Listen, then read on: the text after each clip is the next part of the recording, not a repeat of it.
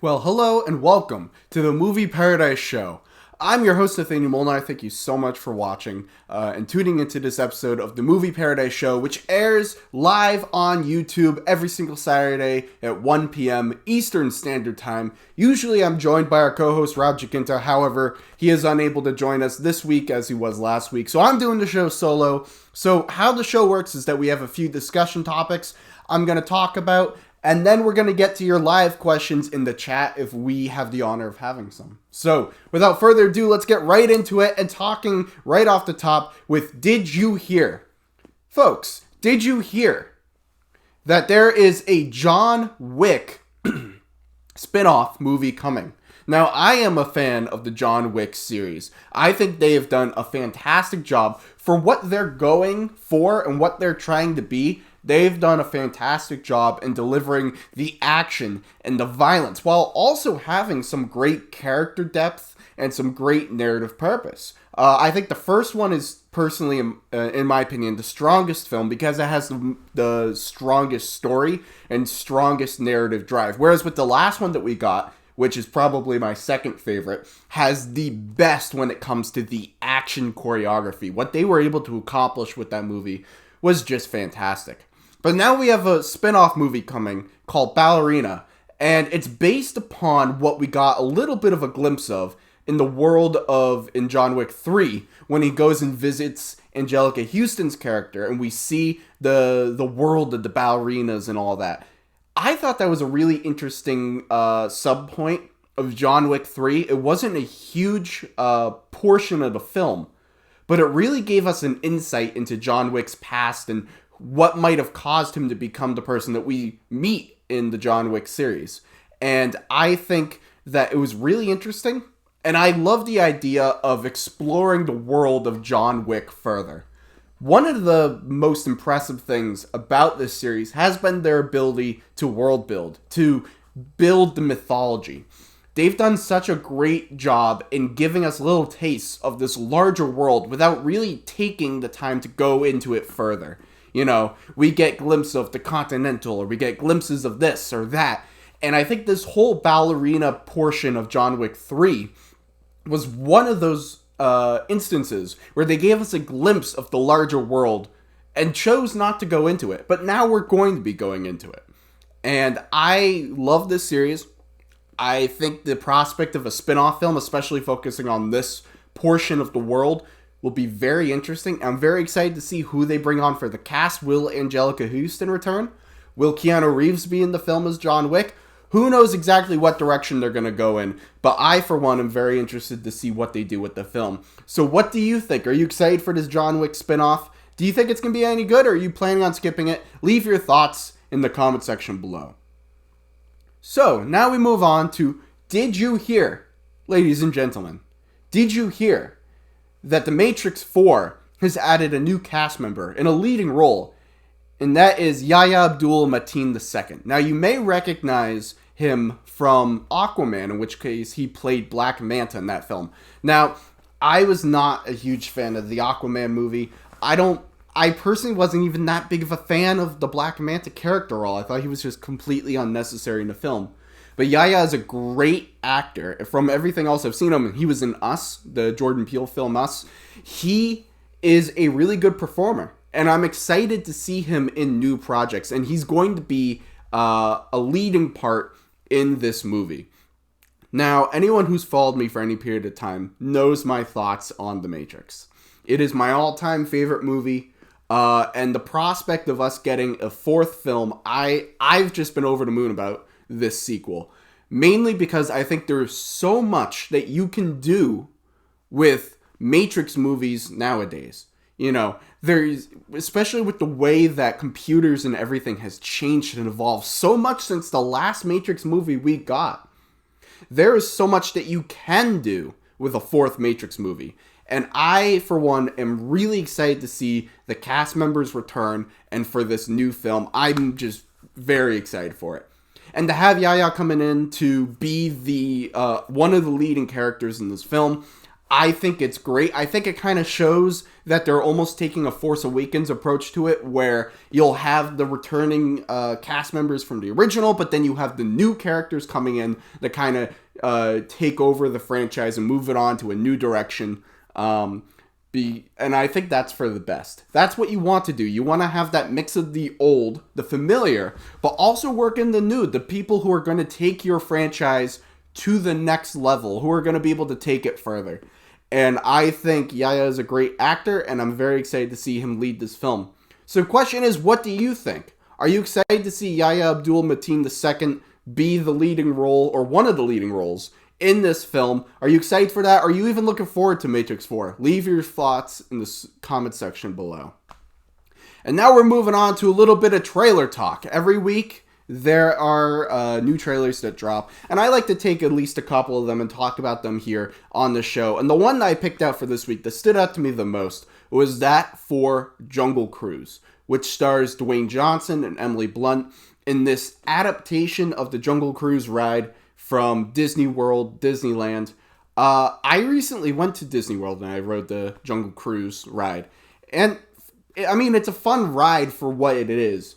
But it's one of those things where you look at it and go, how do you make a whole feature film about this?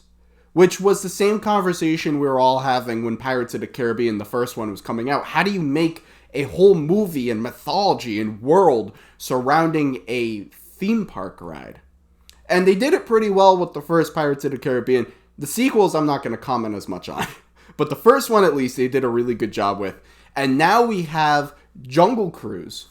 And like I said, I wasn't sure exactly how they were going to do it. But from the looks of this trailer, I think they figured out the right way to do this. I love Dwayne Johnson. I think he's a great...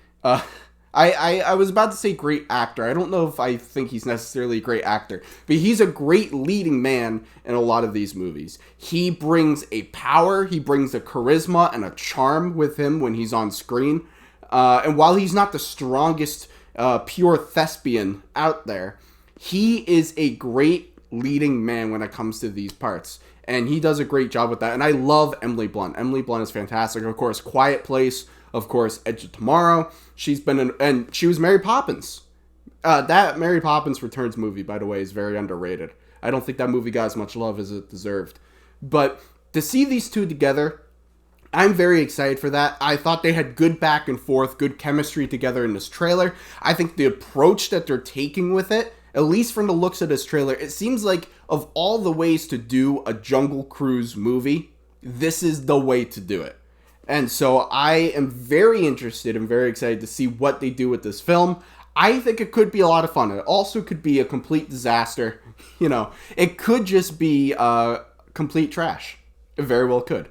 But I gotta say, I kind of dug the trailer. I like the direction they're going in. I think of all the ways to adapt the Jungle Cruise ride into a movie, this is probably one of the better ways to do it, and I love the team that they have on board. So what do you think? Did you like this trailer for Jungle Cruise? Do you agree with me that it looks like they're probably going in the right direction? Or do you think the movie's just going to be utter trash, and you don't see any point in them making the movie? Leave your thoughts in the comment section below. And now we're moving on to a little segment here on the Movie Paradise Show called Back to the Classics. Now, what Back to the Classics is that every once in a while, we have some of these big, older movies that are re-released in theaters for a certain anniversary, and I like to take this time to talk about that film. And the movie that is being re-released this week, this, I think, for a 3-day event hosted by Fathom Events, is Alien, celebrating its 40th anniversary when it was released in 1979. Now, I'm going to the re-release. I'm actually seeing it tomorrow in theaters, which I'm very excited about because I've never seen Alien in the theaters. Alien is one of my all-time favorite movies, easily top 20, may even be top 10 or 15. It's without a doubt top 20 all-time favorite movies. Alien is just fantastic, and I'm so excited to be able to see it in the theaters. I wish I could have seen it in theaters before I did this Back to the Classics review, you know, to talk about what it was like to actually see it in the theater, but that's not going to happen as I'm seeing it tomorrow. But I do want to take a minute and talk about Alien. What a fantastic film. I always point to Alien as the quintessential slow burn movie, because I've said it before. I think I mentioned it on our Joker spoiler discussion.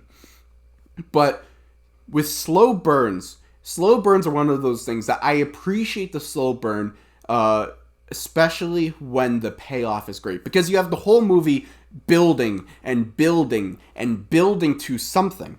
And if the filmmakers capitalize on and stick the landing with what that movie is building towards, the whole slow burn element works. So when slow burn movies don't work is when you have a lackluster finish, and then you just feel like, okay, so we've been building to something, and then this is what we've been building towards? That's it? I always point to Alien as the quintessential slow burn movie, because while the movie is slow, it has a slow pace, it takes its time, when you finally get to where the movie's been going the entire time, it is absolutely worth it. The mythology in Alien, what they introduced, we were just talking about this with John Wick, but Alien did a fantastic job of introducing larger world-building mythological elements without delving into it. We have the space jockey, just the creature sitting in the chair that they find in the ship, never mention it again, never comes back into play, that is until Prometheus, but never comes back into play, never mentioned again. It's just there. And it just is a throwaway moment. Yes, it is absolutely a throwaway moment. But what it does is it signifies that there's something more to this world.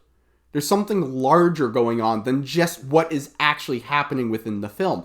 And those little hints, that little tease of what actually could be going on in the larger world, it's great in that it gives you a sense of there being something larger without it feeling the need that, oh, well, if we include a little tidbit like this, well, then it has to be tied into our story and we have to explain it.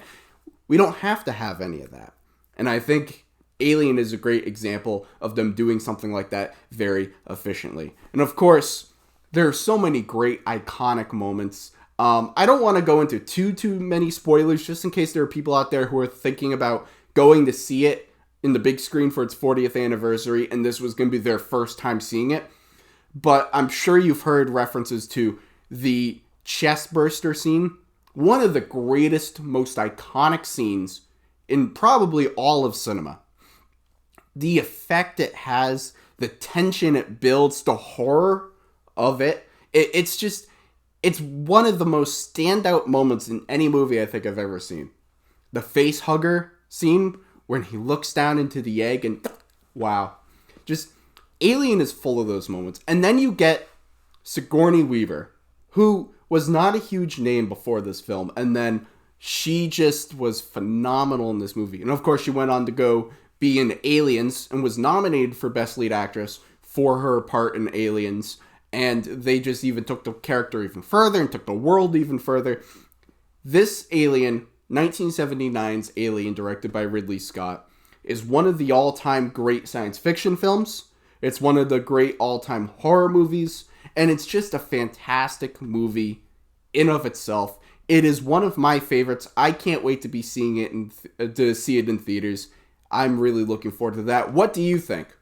Is Alien one of your favorite movies too, or do you not really care about Alien? Are you going to be checking it out in theaters for its 40th anniversary re-release? Leave your thoughts in the comments section below.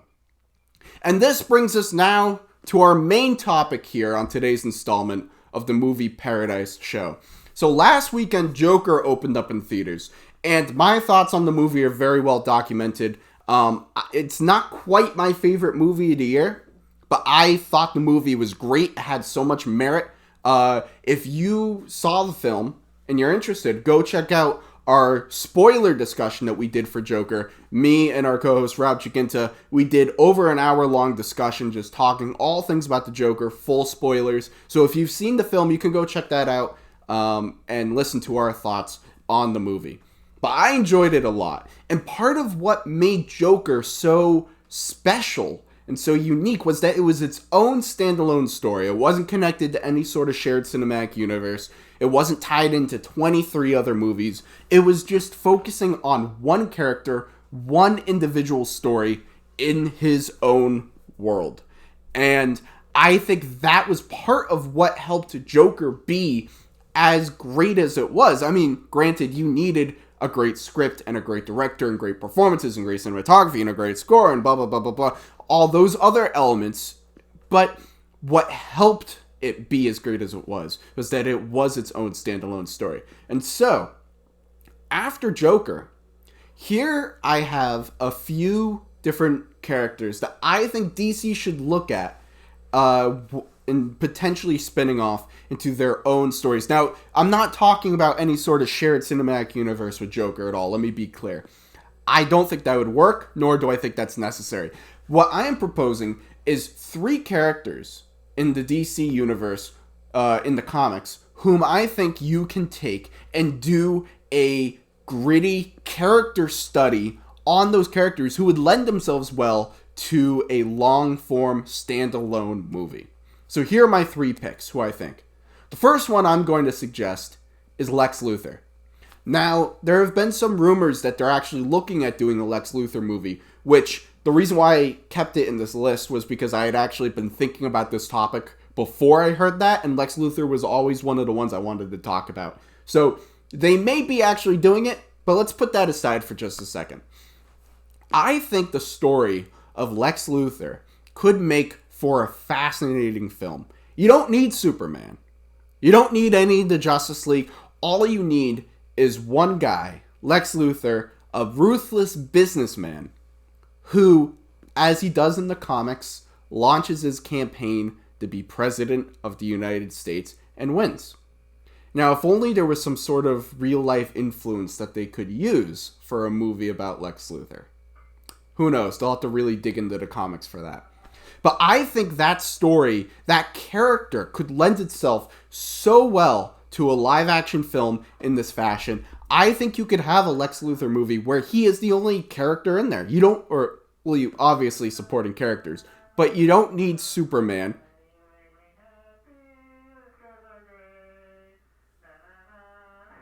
What the hell? Can you go check on that? I apologize for the interruption. Today has been a very interesting day with technical difficulty.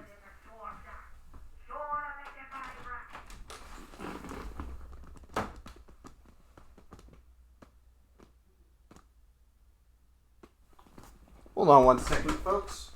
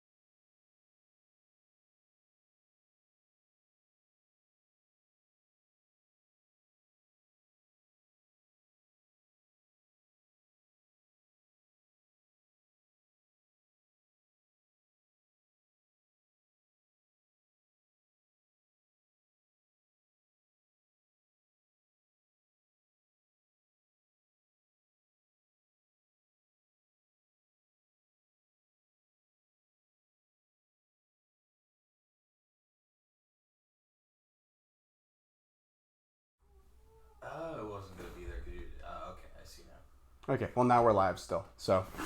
Alright, sorry about that, people. I had something I had to take care of. Today has been a very interesting day for technical difficulties. But let's bring it back to Lex Luthor. I think this is a character who could work very well for his own standalone movie. I don't think you need Superman. I don't think you need any of those other characters. I think you could just do a story about a businessman and him running for president. And what happens when when a character like Lex Luthor is president.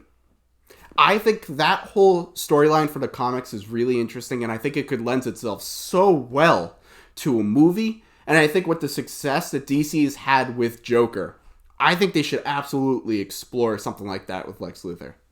The second character that I think could lend itself very well to a standalone movie in the same vein as Joker is Scarecrow. Now, you might be thinking, oh, really? Scarecrow's never been like a top tier villain, but hear me out.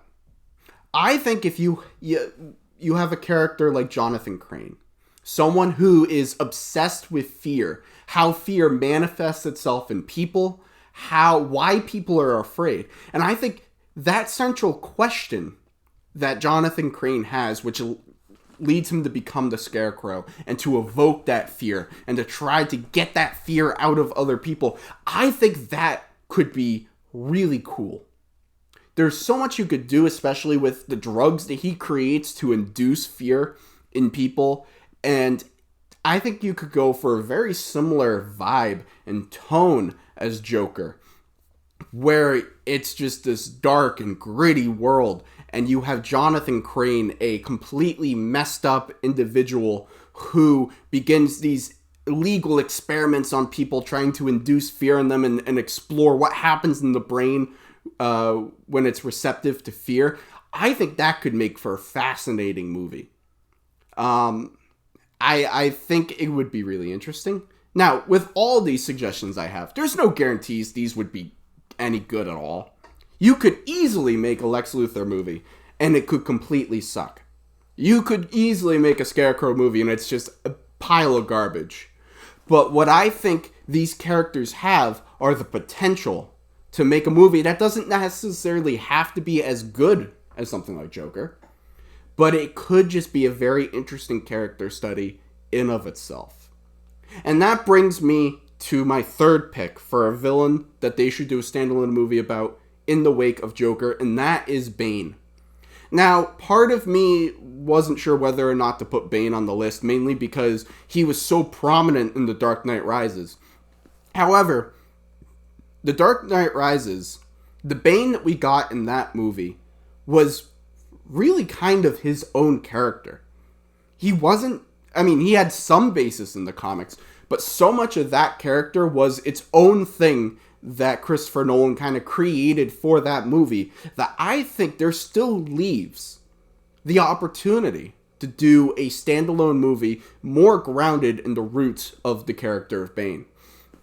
Now, Bane's introduction in the Batman universe, he has this whole stretch of comics where it goes into his origin and how he was born in a prison and raised in a prison, and he witnessed the evils of people so early on in his life, and he was put in solitary confinement for pretty much since he was a little kid to when he grew up to be an adult, which The Dark Knight Rises makes reference to this in the movie. But he's put in solitary confinement. He starts training his intellect and reading and becoming super intelligent while also building his body and becoming incredibly strong and powerful. And that is something that's I've always liked about the character of Bane, was that he wasn't just like a dumb, strong guy like he is in Batman and Robin. He also has this incredible intelligence to him that makes him so dangerous.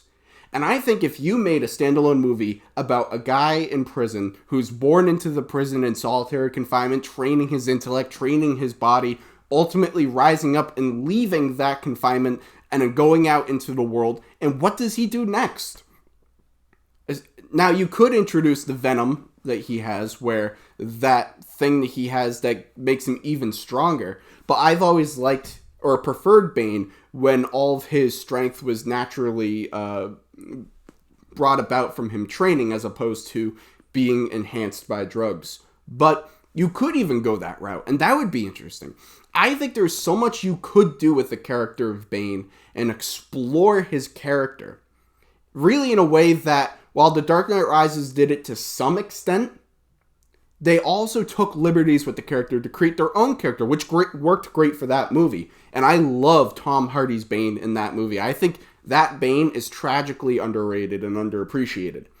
But I think there does exist the possibility and the opportunity to create a movie that is a more comics-oriented and comics-driven Bane that you could tell his whole story. And I think that could be really interesting. So, to sum it up, my 3 picks for movies, for villains that I think DC should make standalone movies about, would be Lex Luthor, Scarecrow, and Bane. What do you think? Do you agree with my picks? Do you think there are some others that might work better than the 3 that I mentioned? Leave your thoughts in the comments section below. Now that we've concluded all the main topics here on our show, we're going to jump on over to the live chat, and I see we have Rich Reviews in here with us. Thanks, Rich, for joining us. Rich, I wanted to apologize to you because I know you jumped into our comment section for the Joker spoiler discussion, and you left a few things in there, and I accidentally ended the stream before I looked at the chat, and then I saw that you had all of your questions. So I apologize to you that we weren't able to get to your questions for the Joker spoiler discussion. But I'm glad to see you're here now, and we're going to answer them. Rich Reviews writes, how are you? I'm doing well. Matt, how are you doing? I'm doing good. Shout out to Matt Smith, who's been working the switchboard here and is our technical advisor here on the Movie Paradise Show. So shout out to Matt. I'm glad you're doing well. Rich Reviews writes, don't worry ever about not getting to my questions. No, I just feel bad because I should have checked the chat one more time before I ended the stream. So that was my fault. So I do apologize about that. You should come to the Virginia Film Festival. I do want to go to more film festivals in my life. And I can't really talk too much about it, but I do have a short film that I shot over the summer. It's currently being edited. It will be brought to some film festivals at some point. Not exactly sure when. And I don't know if it'll necessarily be Virginia, but I do want to go to more film festivals in my day. The films that I'm seeing: Just Mercy, The Report, Mickey and the Bear, Marriage Story, Harriet, Motherless Brooklyn, and The Two Popes. Oh, do you mean from the Virginia Film Festival? Yeah, that's a great lineup. Just Mercy, of course, with that's the Michael B. Jordan one. That I'm really excited about. That's going to be a big Oscar contender. The Report. Oh, isn't that the one with Adam Driver? That one looks great as well. Mickey and the Bear. That sounds familiar, but I can't exactly pinpoint off the top of my head which one that is. Marriage Story, of course, is Noah Baumbach with Scarlett Johansson. It's a Netflix film. That one's been getting a lot of praise. That could be a very big Oscar contender. Harriet, I'm really excited. The story about Harriet Tubman. Motherless Brooklyn. On one of our previous episodes, we were talking about the biggest movies coming out of TIFF to keep our eyes out on. Rob took the lead on that story, and he was talking a lot about Motherless Brooklyn with Edward Norton. That looks really interesting. And The Two Popes is another one I've been hearing a lot of great things about. That's a great lineup. Rich, good on you for seeing all those movies at that film festival. That's a pretty great lineup. Rich writes, which are you excited for and which aren't you excited for? Oh, I just kind of already did that. Don't care for Jungle Cruise. Yeah, so Jungle Cruise, I wasn't too interested in it before, but after seeing the trailer, I think that if you're going to do a Jungle Cruise movie, this seems like the best way to do it. I don't know if I'm necessarily like jumping out of my seat to go see Jungle Cruise. I don't know if it's necessarily even going to make like a most anticipated list or anything like that. But I gotta say, I wasn't excited at all for it, but seeing the trailer, it's got me a little bit more excited. Rich Reviews write, did you watch SmackDown on Fox? I did not watch SmackDown on Fox. Is Disney the evil empire now, or is it just getting close to monopolistic? Alright, I do have some thoughts on this. Thanks for bringing it up, because I do hear a lot of people talking about how, oh, Disney's this evil empire taking over everything. I don't think that's really the case. You know, has Disney acquired some different properties? Have they kind of taken a hold over the whole market, especially when all their movies are coming out and making billions and billions of dollars?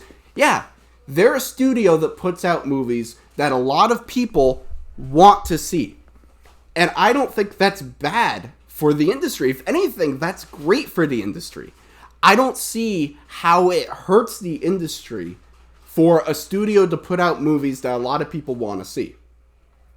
I don't see how that hurts. Now, some people might make the argument, oh, well, it goes against the competition, it takes away from all these other movies that are out there when all the Disney movies are the ones getting all the people are seeing.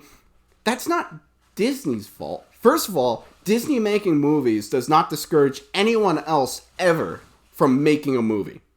Any studio can put out any movie that they want to put out regardless of what any other studio, including Disney, is doing. So that goes out the window. But secondly, the fact that people are going to see Disney movies and not going to see some smaller films, the fact that Avengers Endgame comes out and makes $2.7 billion worldwide, and Moonlight comes out, and I don't know off the top of my head how much Moonlight made, but it wasn't $2.7 billion. The fact that that happens, that's not Disney's fault. That's the viewer's fault. The fact that there are movies out there that people aren't going to see, but people are going to see Disney movies, is not Disney's fault, and that doesn't make them an evil empire. That just means that people are choosing to go see Disney movies and choosing not to go see other movies. So I think at that point, then you have to pose the question to the viewer and say, why is it you're going to see these movies and not those movies, and work from there? No. So is Disney kind of working towards a monopoly? In a way. I could totally see how it seems like that, and I can see how they're edging towards that. But an evil empire? No. I disagree with that personally. Great question, though. Rich also writes, would love to team up with you someday for something. That'd be cool. I'd love to hear your thoughts on that. Thoughts on Jared Padalecki doing a Walker Texas Ranger reboot series on the CW? I personally have no thoughts or comments on this, as I don't really know that much about it. Rich also writes, my Alamo Drafthouse one night did a double bill of Alien and Aliens. They showed the director's cut Aliens and the theatrical cut of Aliens. Oh, do you mean the director's cut of Alien and then the theatrical cut of Aliens, or they did both of the cuts? I don't know. That's interesting. I personally much prefer the director's cut for Aliens. There's so much in the director's cut for Aliens that they explore further, and it introduces, like, if you see just the theatrical cut of Aliens, you don't get any of the story of Ripley's kid and what happened there. You don't even know that she's a mother. There's so much more that is in the director's cut for Aliens that I think makes that film all the more powerful and more meaningful and has so much more emotion to it. So, I definitely think that I much prefer the director's cut of Aliens, but that's so cool. I would love to see in theaters a double bill of Alien and Aliens. I mean, the fact that getting to see Alien on the big screen, I'm excited for that. At some point, I would love to see Aliens, but to see the two of them back to back on the big screen, that's great. Rich Reviews writes, would you date Zendaya? I don't go into those kinds of questions of if I would date a celebrity or a person in the film industry. Rich writes, hope you will check out my Judy and Gemini reviews because I believe I make good points. Yeah, people out there, go check out Rich reviews for those films. Rich writes, if you don't have an Alamo Drafthouse in your area, you're clearly missing out. I do not have an Alamo Drafthouse. I have never been to an Alamo Drafthouse, but I've heard nothing but great things about Alamo Drafthouse. I go to AMC. AMC is primarily where I go to see my movies. And I think AMC Dolby is the greatest theater experience that I've ever had when it goes to a theater. But at some point in the near future, I'd love to visit an Alamo Drafthouse. Rich writes, are you going to be doing a best and worst of the decade at the end of the year? That is a very good question. I haven't even considered it. I always do best and worst of the year, or actually, I've reworded it to favorite and least favorite, because I don't think best and worst are really the greatest way to discuss a subjective nature like of film. But best and worst of the decade, that's a great idea. I hadn't thought of that. You know what? I think I will. Thanks for mentioning that, Rich. I think I actually will do best and worst of the decade. That's a really great point. Maybe we'll do that as a topic here on the Movie Paradise Show as one of our main topics. I think that could be really cool. Thanks for the suggestion. What are your favorite podcasts? See, I don't listen to too many true podcasts. I watch a lot of like video stuff on YouTube. W2TF Pod with Mark Maron. That's a great podcast. Pod Save America, more of a political podcast, but that's a great one. So yeah, there's a couple of podcasts I listen to.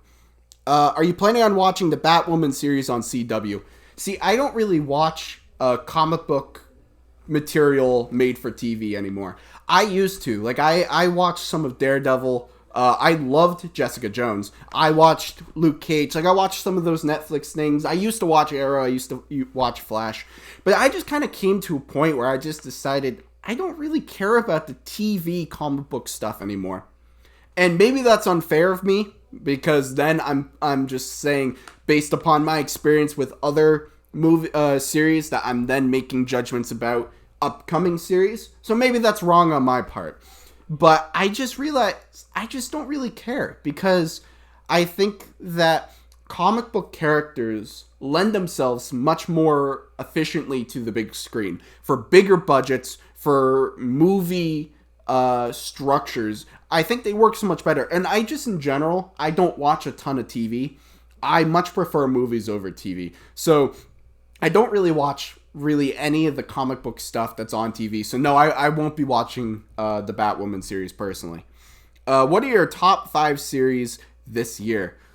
Top 5, like, TV series?